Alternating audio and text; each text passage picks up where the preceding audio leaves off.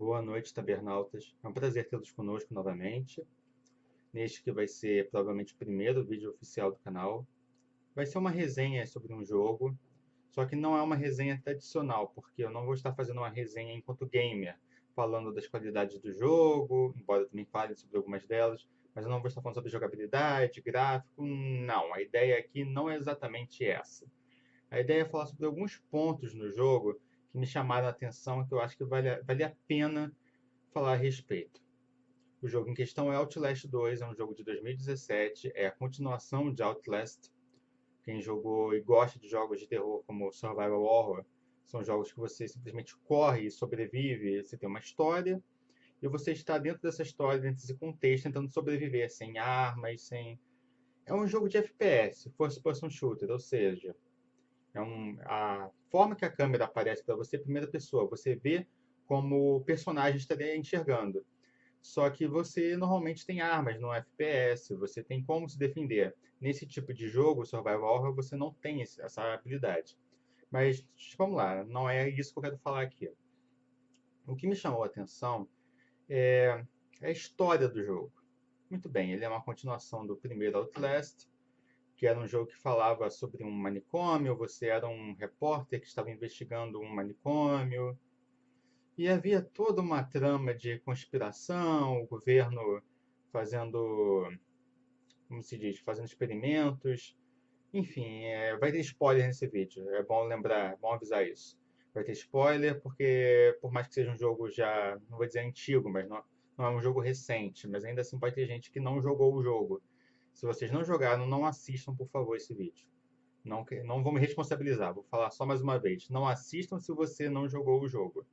Então, vamos lá. A questão é o seguinte: na história, você está investigando um lugar, você está num helicóptero com a sua esposa, eu já nem lembro mais o nome da garota, acho que é Jessica, uma porcaria dessa, Jill. E aí o helicóptero cai num ambiente que é como se fosse um ambiente rural, né? Uma espécie de vilarejo, uma pequena comunidade. E aí já começa o primeiro ponto, né? Vamos lá. É um tipo de cenário que eu já acho batido no terror.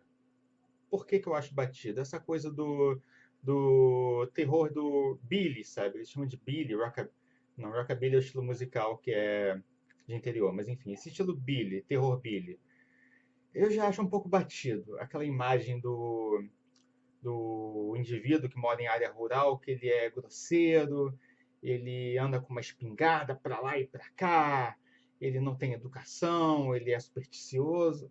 Isso eu acho que já não bate hoje em dia. Principalmente se você tem algum conhecimento das zonas rurais dos Estados Unidos, com algumas exceções, esse não é mais o perfil do habitante daqueles lugares. Eles não são mais assim.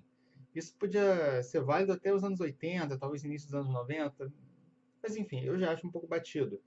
Não só por isso, mas também porque já foi muito explorado em filmes de terror e em jogos de terror. Mas, adiante, vamos lá.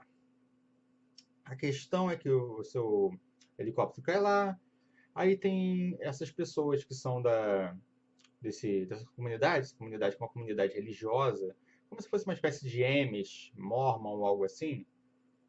Eles estão lá fazendo essas coisas, eles veem que você caiu, e arrastam você para. Aliás, arrastam sua mulher que está grávida para dentro da comunidade, porque eles acham que aquela mulher, a sua mulher, vai gerar o anticristo.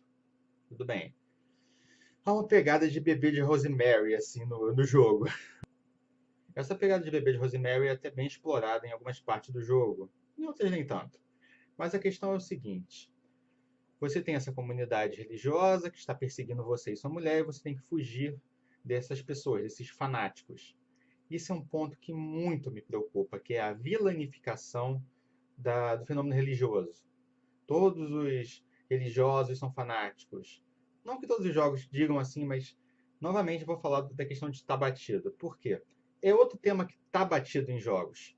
Você explorar a coisa do fanático religioso. Vamos lá. Diablo 3 tinha um pouco disso com os cultistas. O próprio Outlast 1 teve um pouco disso, teve uma certa pegada com isso. Isso é algo que tem sido explorado nos filmes, é algo que eu acho que está ficando batido, é algo que está sem graça e é algo que eu acho também, me desculpem se vocês gostaram do jogo, eu acho desrespeitoso. Vamos lá. Eu gostei do Outlast. Ele, enquanto obra de ficção, é interessante. Não é melhor do que o primeiro. E ele deixou muitas pontas soltas no final do jogo. Mas essa coisa do fanático religioso, isso me preocupa por quê? Eu vejo muito isso na sociedade americana. Por quê? Bom, eu sou uma pessoa que assiste muitas séries, que vê muitos filmes e tem algum conhecimento da cultura americana. E eu vejo isso, eu vejo que a sociedade americana hoje em dia tem muito medo do fenômeno da religião. Talvez esteja ligado à questão do 11 de setembro, porque, bom, Al-Qaeda. Mas eu vejo isso muito focado também em cristãos. Há um medo do cristão fanático. Isso talvez se deva ao fato de alguns grupos fanáticos que atuaram nos Estados Unidos nos anos 80, 70. Você teve grupos armados fanáticos. Ah, sim, tem mais um jogo que fala sobre isso, Far Cry 5. Far Cry 5 fala sobre isso. É um grupo de fanáticos religiosos. Então você vê que não são só aqueles jogos que você tem, tem mais. Se você explorar, você acha mais games, mais filmes que falam sobre o fanatismo religioso. Que o vilão é um sacerdote religioso maluco, que ele acha que o mundo vai acabar e por isso ele precisa matar todo mundo. Cara, isso existe. Mas isso não é tão comum assim.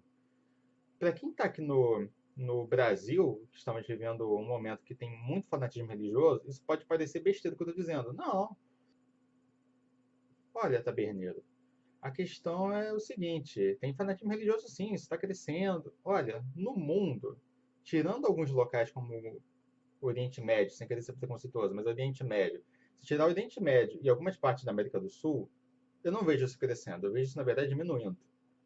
Portanto, eu acho um pouco estranho. E eu tenho visto também o outro lado da moeda. Eu tenho visto muito fanatismo antirreligioso. E é nesse ponto que o jogo me preocupa.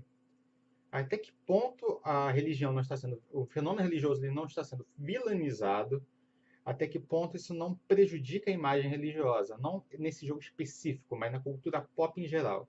Estamos criando uma tendência de vilanizar o fenômeno religioso, seja ele de matriz cristã, seja ele de matriz islâmica, afro isso acontece muito, principalmente aqui no Brasil. Aqui no Brasil não acontece muito com a questão cristã, mas acontece com a questão afro, bastante. Prosseguindo com a história do jogo, tem outros pontos que me preocupam. Não é só a questão religiosa. Ah, Taberneiro, você está falando isso porque você tem suas crenças. Você fala isso porque você acredita em algo. Por isso que você está tão chocado com o enredo do jogo. Não, tem mais.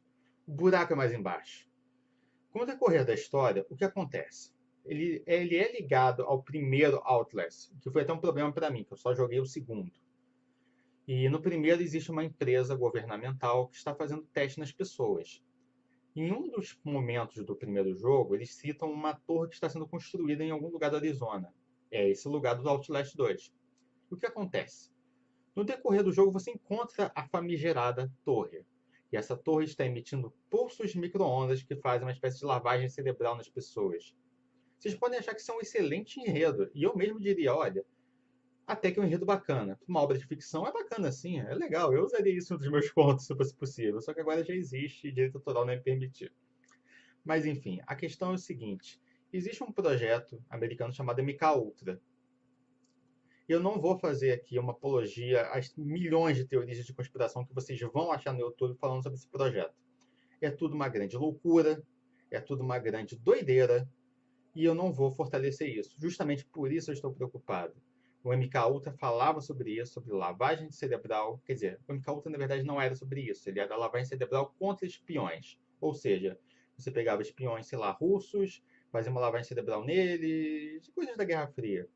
Só que na internet isso ganhou uma proporção muito perigosa. As pessoas começaram a dizer que o governo, que os Illuminati estavam usando o MKUltra e o projeto Monarca para fazer lavagem cerebral em massa e as celebridades estariam envolvidas. Cara, isso é uma grande doideira. Não falem essas coisas. Isso não tem nenhum argumento, isso não tem nenhuma base. Existiu a MKUltra? Existiu.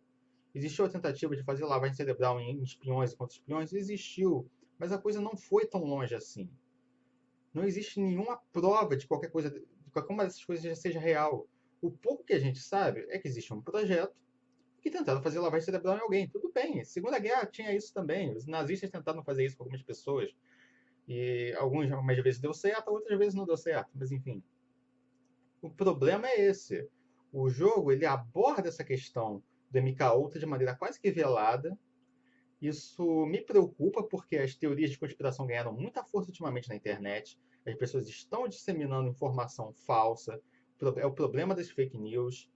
E nesse ponto, embora seja muito interessante, seja muito bem abordado e explorado no jogo, enquanto obra de arte eu bato palmas, enquanto fomentador de ideias errôneas, isso me preocupa muito, porque é um discurso que está sendo reproduzido cada vez mais, principalmente na internet. E eu quero fazer esse papel de dizer que isso não existe. Isto não existe, como diz aquele Padre Quevedo. Olá, tabernautas! O vídeo acabou ficando um pouco comprido, para falar a verdade, bem comprido, e eu decidi dividi-lo em parte 1, parte 2 e talvez parte 3, dependendo de como for ficar a edição. Então a parte 1 acaba aqui e nós nos vemos nos próximos vídeos, tá bom? Nos vemos até lá. Abraços lisérgicos.